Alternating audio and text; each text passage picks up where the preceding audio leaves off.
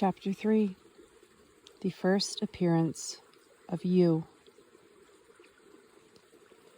The Earth, the core of the whole universe and the center of everything, appeared as the planet Earth, loomed in sight.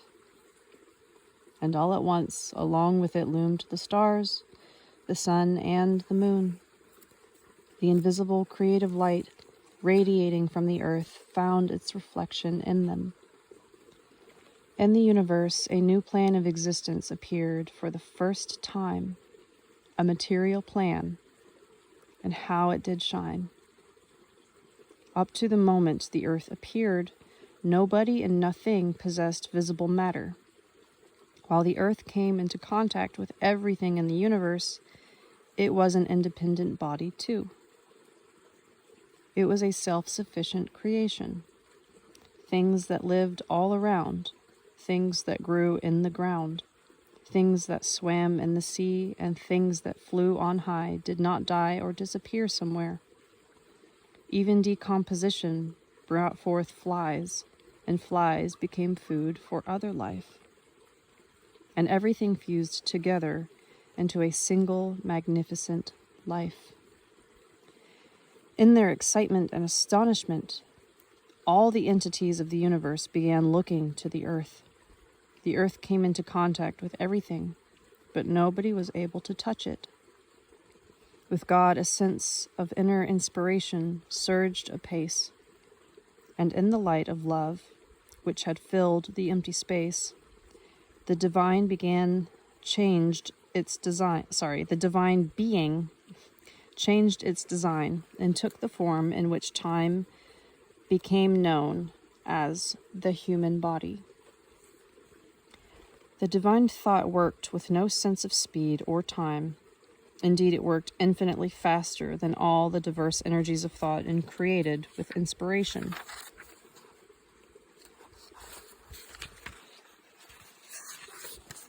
And again, another creation was still invisible, still within itself. All at once, the illumination flared up, and the energy of love gave a quiver of agitation, as if set aflame with its newly felt heat. And in joyous elation, God exclaimed, "Look, O universe, look! Behold my son, man. He stands upon the earth. He is material, and in him are particles of all the diverse energies of the universe. He dwells on all the planes of being. My image and likeness he is, and in him are particles of all your diverse energies. So love him. I urge you, love him. My son shall bring joy to all living on the earth. He is creation. He is birth. He is all of all. He will create a new creation and will transform into infinity his ever-repeating regeneration. When alone, or when infinitely multiplied, he emits invisible light, merging into a whole. He will rule the universe. He will endow everything with the joy of life. I have given him everything that is mine, and will furthermore give him for his own all that may be thought at a future time." Thus, for the first time, you stood alone on the splendid earth. Anastasia ended her narrative. "Who are you talking about?" I inquired. "About me?" "About you, Vladimir, and about everyone who happens to see these lines you shall be writing down." "How so, Anastasia? There's a complete disconnect here. How can all my readers stand on a spot where you say only one person was standing? And it talks about that in the Bible. There was just one man at first. Adam, he was called. And you yourself said God created just one man." "Quite correct, Vladimir. But look and see. It is from that one that we have all come. His particle, and the information contained therein, has been infused into all others who have been given birth upon the earth. And if your willing thought is ready to cast aside all your worldly cares, then all the feelings held up to now in that tiny particle will be felt. It has been there all along and remembers everything. It is in you right now and in every man living upon the earth. Let it unfold. Let yourself feel what you have seen and who you are in turn. Reading these lines at the moment, you shall feel what you saw at the very beginning of your journey through time.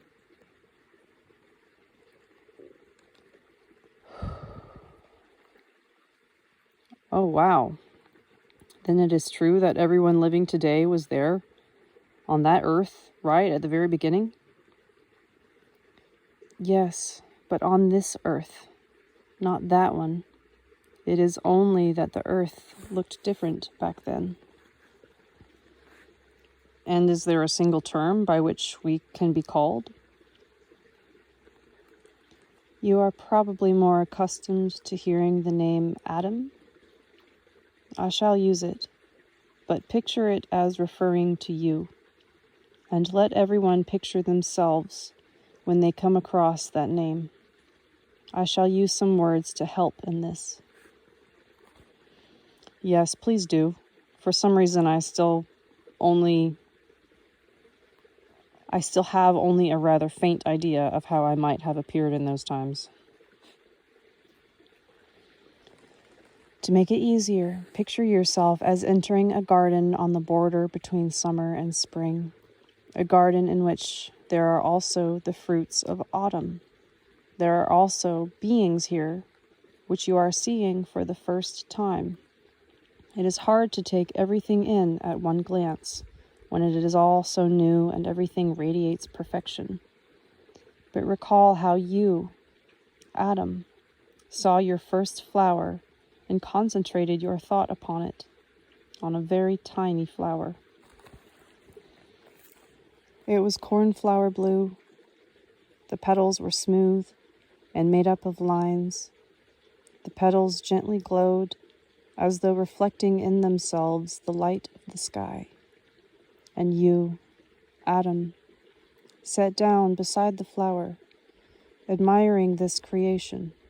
But no matter how long you looked at it, the flower's appearance was constantly changing. A breeze caressed the flower, making it sway on its slender stem, and the petals quivered under the sun's rays.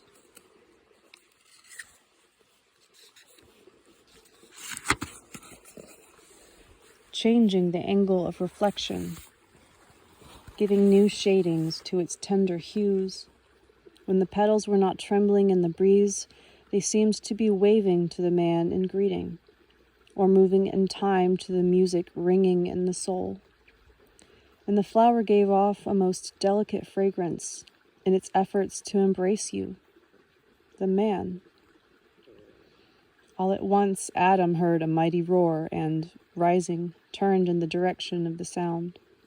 In the distance, an enormous lion was standing with his lioness, and the lion announced himself with his roar to everything around.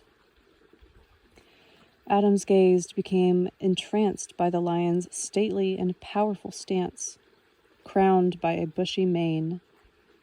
No sooner had the lion spied Adam than the creature bounded toward him with mighty steps, and the lioness right behind him. Adam could not help but be impressed by the play of their powerful muscles. 3 meters from the man, the creatures came to rest. Man's gaze caressed them. A feeling of delight was emanating from the man, while the lion, sensing the gentle calm, settled to the ground in delight. The lioness lay down beside him, keeping perfectly still so as to not interfere with the warm and gracious light emanating from the man. Adam ran his fingers through the lion's mane, examined and touched the claws of his mighty paws, and put his hand on his great white fangs, and smiled when the lion purred with delight. Anastasia, I couldn't help asking. What kind of light first emanated from the man to stop the lion from tearing him apart? And why is there no such radiance today? Nobody emits light that way today. Vladimir, have you not noticed what a huge difference there is even today? Man's gaze distinguishes all that is earthly, the little blades of grass and flowers, the wild beasts, and the rocks with sluggish thinking. It is curious, mysterious, full of unexplained power. Man's gaze can be calming, and yet it can also wrap all living creatures in the cold of destruction. Tell me, has it ever happened that you have been warmed by somebody's gaze? Or perhaps someone's eyes have caused you inner discomfort? Yes, it's happened. You can actually feel someone watching you. You can feel a pleasant gaze. Or one that is not so pleasant. There, you see. That means you too know that a calming gaze will create a sense of warmth within you, and that an opposite gaze will bring a feeling of cold and destruction. But man's gaze was many times stronger during those first days upon the earth. The Creator saw to it that life aspired to be warmed by his gaze. And where has all the strength of man's gaze gone now? It has not all gone. Enough of it is still around, but vanity, superficial thinking, a different speed of thought, a misapprehension of basic concepts, and apathy have darkened perception and prevented it from opening up to what everybody expects of man.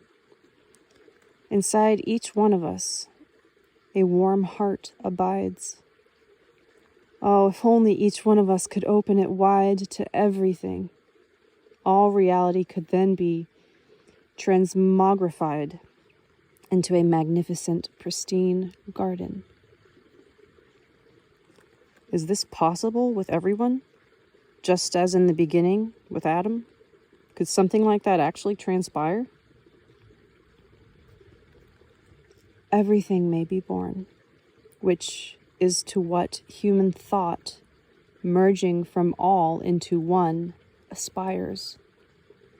When Adam was alone, the power of his mind was equal to what today is found in all of mankind. Aha, that's why the lion was afraid of him. The lion was not afraid of the man, not a trace. The lion was bowing before the light of grace. All life aspires to know this grace, which man alone is capable of creating. For this, all life, and not only upon the earth, is ready to perceive man as a friend, a brother, a god. Parents always strive to instill in their children all the very best abilities. Only parents sincerely want their children's abilities to exceed their own.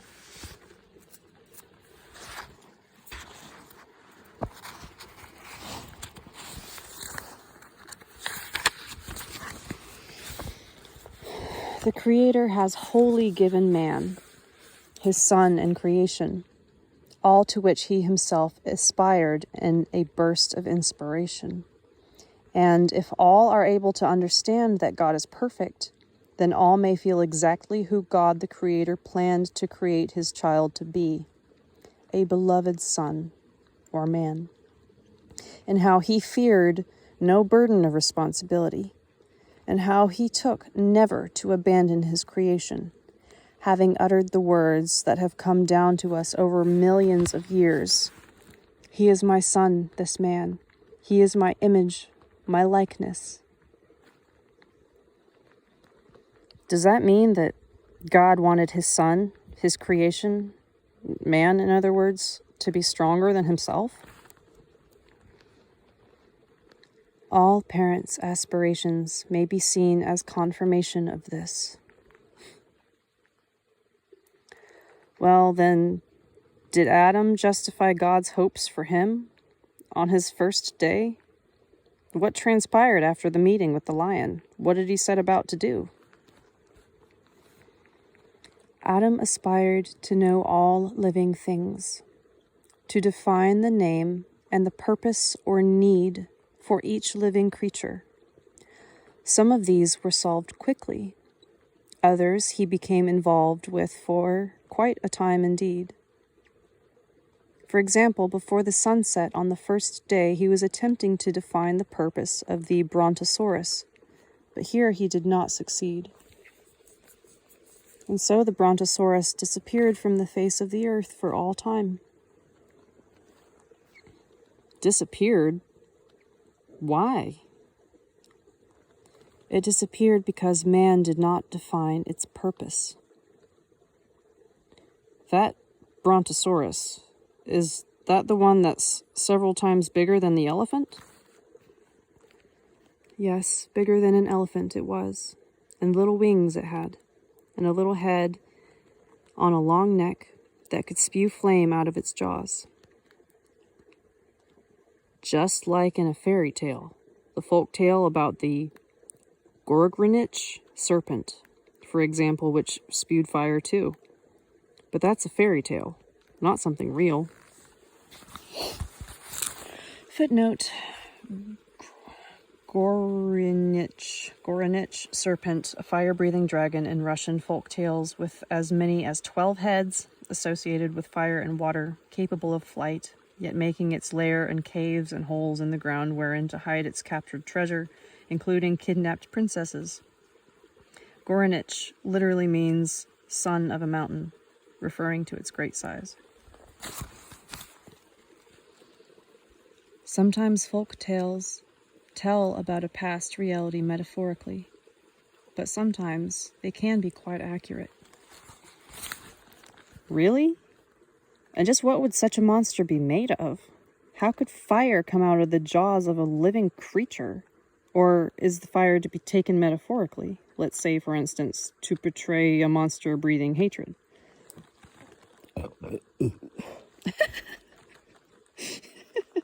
I swear that wasn't deliberate. I just happened to belch after saying that. Excuse me. Anyway. The huge Brontosaurus was good, not evil. Its huge size served to compensate for its enormous weight. The more a hot air balloon is filled with whatever is lighter than air. Wait, no, I'm sorry. I skipped a... Okay, this is Vladimir speaking. How can its huge size serve to lighten its weight? The more a hot air balloon is filled with whatever is lighter than air, the lighter it is. Well, what's that got to do with a Brontosaurus? It's not a hot air balloon. The Brontosaurus was indeed an enormous, living, hot air balloon. Its skeleton was constructed of very lightweight material, while its insides contained little in the way of organs. Just as with a balloon, its insides were empty, except they were constantly being filled with a gas that was lighter than air. With a leap and a flap of its wings, the Brontosaurus actually managed to fly a bit. When there was an excessive buildup of gas, it breathed it out through its mouth. Flint-like fangs protruded from its jaws, and their friction could create a spark and ignite the gas welling up from its abdominal cavity, sending fire out of its mouth. Huh. Hold on. Just who kept filling it with gas? Listen to me, Vladimir. The gas was produced all by itself, inside as its food was being digested. Impossible. Gas exists only in the bowels of the earth. That's where it's extracted from. Vladimir, you're so silly. Then they use it to fill propane tanks or send it through the pipes to people's kitchen stoves. But from food, is it really that simple? Yes, Vladimir, it really is that simple. I can't believe in something that simple. Neither will anyone else. And that means everything you've told me, for that matter, not just about the Brontosaurus, but everything else too. No one's going to believe it, so I won't write about this. What is it, Vladimir? Do you think that I am capable of being mistaken? Or of lying? Well, I don't know about the lying part, but you're definitely mistaken about the gas. I am not mistaken. Then prove it. Vladimir, do you not realize that your stomach and other people's stomachs produce the same kind of gas even today? Impossible. You can prove it. I can't read this without laughing. Vladimir doesn't know what a fart is. I'm sorry. Okay, back to the book. You can prove it for yourself. Just take a match and light the gas when it comes out of you.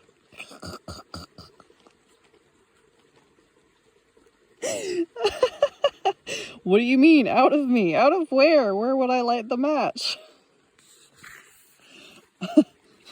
Anastasia broke out laughing, and still laughing, said, "What are you, a little child? Think for yourself. It is a private experience."